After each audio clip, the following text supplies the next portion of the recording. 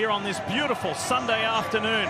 It's the Mobil 1 301 here in New Hampshire with a lot on the line as we now begin the round of 12 with an all Penske front row. Logano leads the field to green. Let's go! Hamlin ducks out, looks on the inside of Alex Bowman. Josh Berry in that 21 pushes his way to second. He was brilliant in qualifying yesterday. And on the inside is William Byron.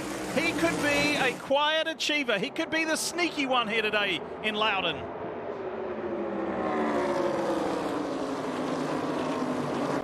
Yeah, and I had this exact conversation with crew chief Cliff Daniels, who told me, look, I know people think we're not up to snuff compared to past years. And look, you don't have to end up third in points by accident. We have earned our position. Yes, we have not executed the best, but we are slowly making our way back to the form people expect. But we've dealt with a lot of adversity on and off the track and persevered through it, Dylan.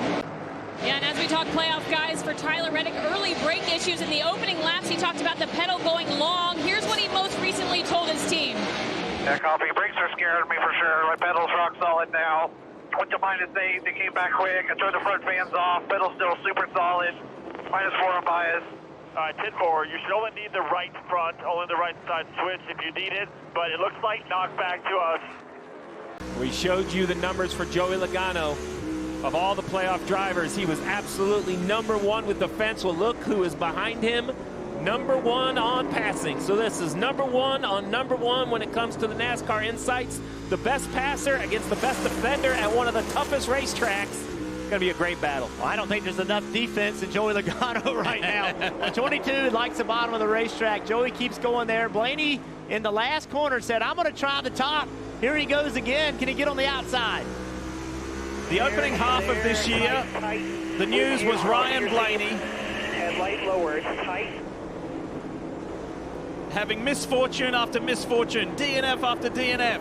Well, the back half of this season has been anything but that. It's been a massive turnaround, and Blaney has been the most consistent. As he makes the inside move on Joey Logano, door-to-door with his teammate. Logano says, no, not yet. I'm not ready to relinquish the lead. No, he's going to be difficult to pass. Good forward momentum right here, though. Into turn 1. Blaney can outdrive Logano into the corner. He's going to take this spot. So this is going to sound crazy because Logano just got passed.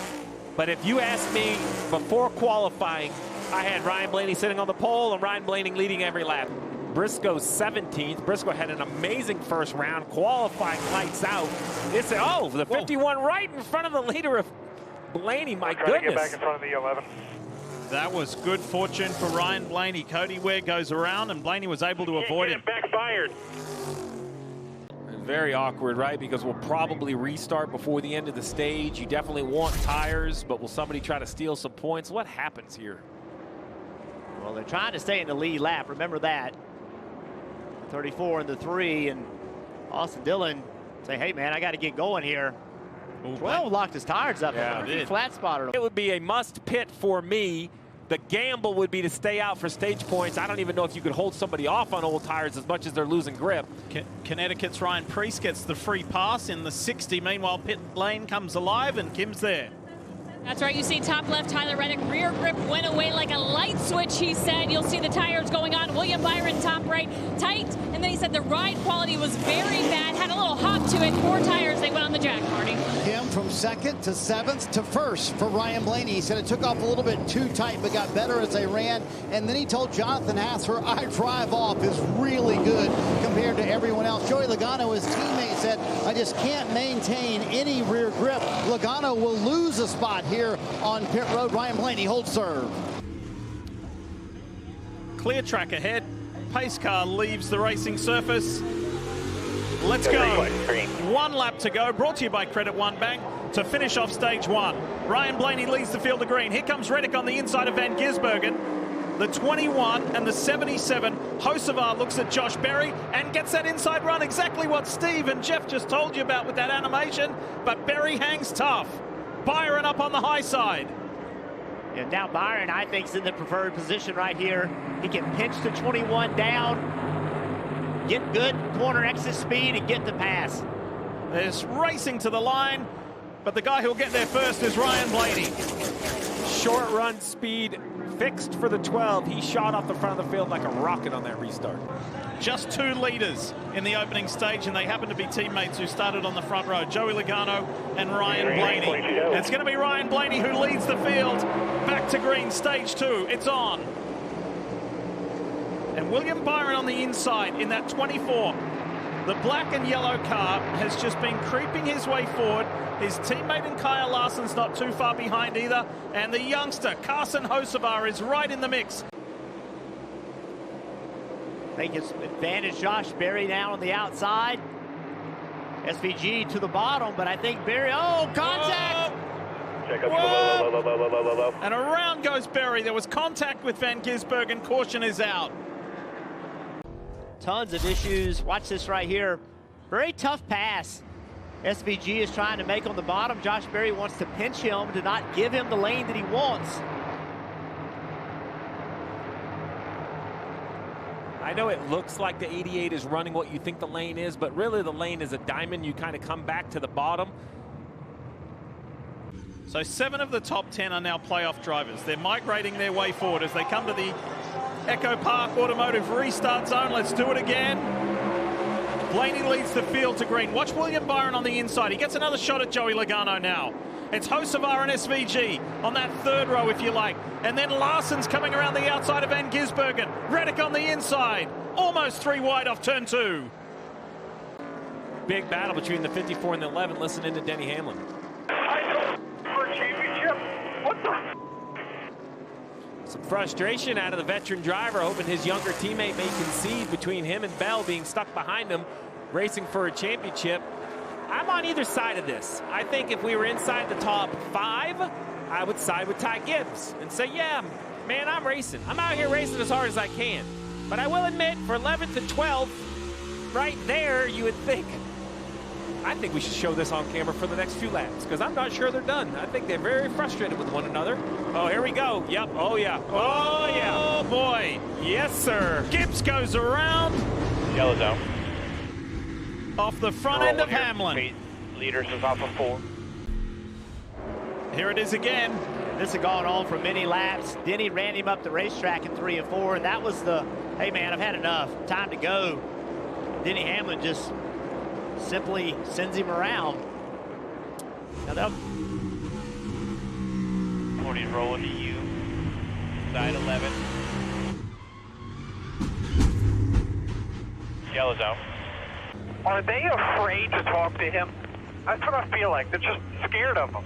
I don't know the answer to that right now. I'm just focused on trying to get the 11 the best finish. We'll talk about it after, I promise. Guy who kicked the playoffs off with a victory by defending his Southern 500 victory of a year ago, leads the field to green. It's Briscoe in the 19 for Joe Gibbs Racing. Logano on the inside. Here comes Hocevar. Hocevar up on that higher line. He's done that the entire race, from the drop of the green flag, spin in the back. Multi-car incident. Cars going everywhere. Van Gisbergen, Keselowski, Haley skipped through there. Busch involved. Let's have a look. And look a little further back. Whoa. Keselowski. Christopher Bell got away with that, I think. Skipped away. Keselowski into Van Gisbergen. Here's the view. Build submarines forward. 2 outside, 2, 3, 3. Keep going. Brad, Up. Brad was almost hit the inside wall. He couldn't go I think any he lower. did. I think he might have hit it. As we go back to racing, Chase Briscoe leads the field to green.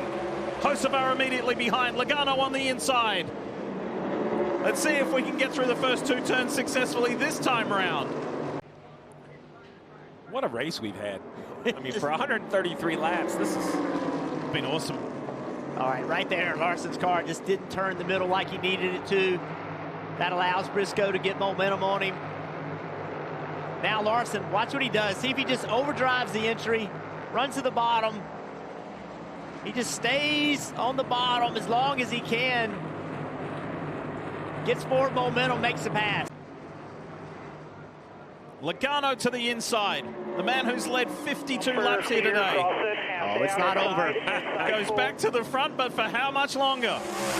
Yeah, Larson lunged at him a little bit, but the long run pace of this 22 And the 12, they've been superior today on long runs. Let's see if that continues. The Roval. Road courses have not been our strength this year. You have to get it done today at New Hampshire. So, Steve, I'm curious. Oh, a wreck on the track. John Hunter Nemechek. Trying to make a pass. Oh, boy. Wow. Wow. Oh. That is an odd-looking wreck. Kim. Including Kyle Larson, that balance kind of going away. He said it's tight enough that it's affecting his corner speed. Just front is numb, but he also burned off his rear, as you see right side tires only, Marty. Ryan Blaney said, I lost a little bit of rear drive at the end of that run. I might have hurt the tires trying to get through traffic a little bit quicker. Joey Logano pits from the lead. He said it never freed up for me, but he told Paul Wolf, I'm afraid to make any changes chassis-wise. Right sides only for the 22 of Joey Logano, and hold serve here on pit road in a number of just 2 tire changes. All right, ready for the restart? Let's have a listen. Let's go inside the world of Joey Logano. Line now, 48 quarterback. Feeling to the bottom in there, inside. Final lap brought to you by Credit One Bank. Joey Logano started the day with his first pole position at New Hampshire Motor Speedway, and he gets his first stage win at this track as well. It's his 3rd stage win of the year. But Logano doing Logano-type things. If the first 2 stages were anything to go by, get ready for some more enjoyable racing. It's been a great afternoon already. 110 laps to go. Stage 3 is on. Logano leads the field to green. Meanwhile, Chase Elliott fans are rejoicing. Look at the Napa 9. From 27th on the grid, and he went backwards on lap 1, by the way. He has stormed his way up into the top 5. And you see what the potential reward is for the driver of the 9, currently 10 points above the cut line. Continue to try to stay above, take the pressure off. That Roval is looming a couple weeks out. I'll tell you right now, these guys are out front, and they are fast, but they are not as fast as the 21 car, Josh Berry. If Josh Berry can get clear of this 5 car and he gets clean air like that right there, and these guys get hung up, Berry is about 3.5 seconds behind. Here goes Blaney. Top box to the lead. 74 to go. Remember that. The 2 Team Penske Fords, 1-2. The Wood Brothers Ford, of course, which has that Penske Alliance, runs 3rd with Josh Berry. Dylan, that window to go a little bit longer, like Steve mentioned, is extremely narrow, so Paul Wolf left his driver out just a little bit longer. Logano told Wolf just a moment ago on the radio, I need help in the center. Still too tight there, but the exit has gotten much better. He takes that long drive all the way down pit road to pit stall number 1. We'll see if the pit crew can answer. They've had a terrific day here on pit road and a clean stop thus far. There goes his teammate Ryan Blaney flashing by that pit stall number 1. We'll see where Logano cycles out. Yeah, Logano decides to run a little bit longer to have fresher tires at the end. Here comes Josh Berry, Dylan. Yeah, this has been such a strong race for these guys. One of the best cars in the field, and they've shown it so far. Going to be 4 tires and fuel here. Josh didn't say much about the balance on this run, just had his head down and was picking cars off one by one. They were watching William Byron on that run just to figure out when they needed to pit to stay, I guess, ahead of him, and they decided to come down now. Cody Ware in the Parts Plus Ford for Rick Ware Racing. Damaged race car has brought out the most recent caution. Charles Supra pace car off the track, ready to go. The view from Logano. There's Blaney. They're pushing Berry. Elliott on the inside. Berry leads them into turn 1. Blaney's following. Watch the difference here. Hocevar rounds up Kyle Larson momentarily. Larson hangs tough in the middle. Today's the day that Josh Berry needed on any of the 3 previous weekends. He just had the worst luck, the worst circumstances, and now Ryan Blaney draws alongside and gets his nose in front of the 21. Yeah, you got to drive it. Do not let the 21 get to the outside. Blaney back in the lead. He's led for 77 laps today and again controls this race. Just time and time again working on Chase Elliott, and Elliott is relentless. Well, he's doing exactly what Jeff pointed out the 21 was trying to do, right? The 9's just committing to the top lane.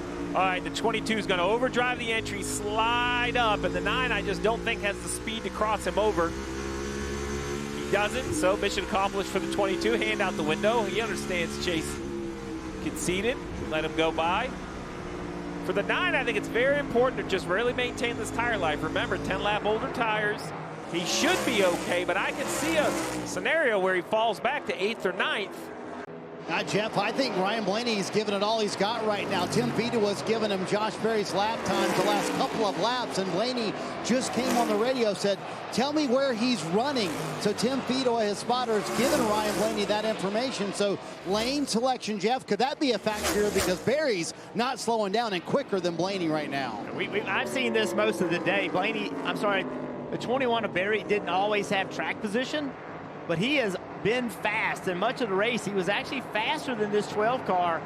Obviously thinking he had older right side tires, he couldn't win, but he is faster, clearly faster on corner entry. Runs up the racetrack. Watch what that allows him to do on corner exit. Really carries speed onto the straight. Blaney all the way to the bottom of the racetrack on exit. Berry followed him. Look at the entry speed, Steve. Oh, big slide. That's the loose you were talking about. Carried speed, the back stepped out. Blaney gains a couple car lengths. That could just as easily happen with Blaney, though. Inside the final 10 laps. If you'd asked Josh Berry when he was sideways after getting accidentally tagged by Shane Van Gisbergen on lap 82, would you be in the hunt for a win today? He may have said, I don't think so. But what a drive it's been. What a group effort from the 21 at the Wood Brothers. It's never over till they drop the checker. It was an extremely tough start to the year for Ryan Blaney, with non-finishes and just things not going his way. Nashville, when he got that first win on the season, was a considerable turning point. And especially the last 9-10 races have been epic. His consistency has been amazing. That win at Daytona, those final 2 laps. If you haven't seen the onboard, go online and check it out. It's amazing how he won that race. And now he's within 2 laps, just over 2 miles, from winning for the first time at New Hampshire Motor Speedway. Yeah, Josh Berry behind him is now fallen back to almost a second. I think the big power slide into turn 3, just that was it. The rear tires, the last bit of life or advantage they had went away. 1 lap to go, presented by Credit One Bank. It has been a day dominated by the Team Penske Fords. Joey Logano led 147 laps. Blaney, after he completes this circuit, it'll be 116, and it'll be the victorious one. Are we watching the beginning of a championship campaign for Ryan Blaney to become a 2-time NASCAR Cup Series champ? It sure looks like it today. From practice to the front row to victory lane, Ryan Blaney wins in New Hampshire for the first time. Hell yeah, fellas. God, I'm exhausted. Thank you, guys. What a weekend, man. Congratulations. Thanks, guys.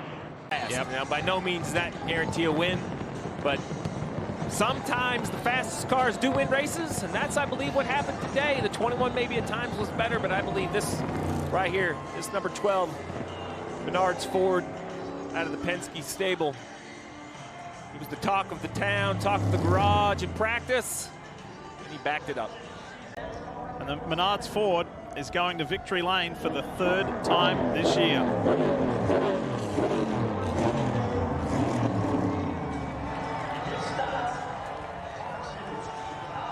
His nephew on the radio last week said Uncle Ryan win. Well, he didn't in Bristol, but he did today here in New Hampshire.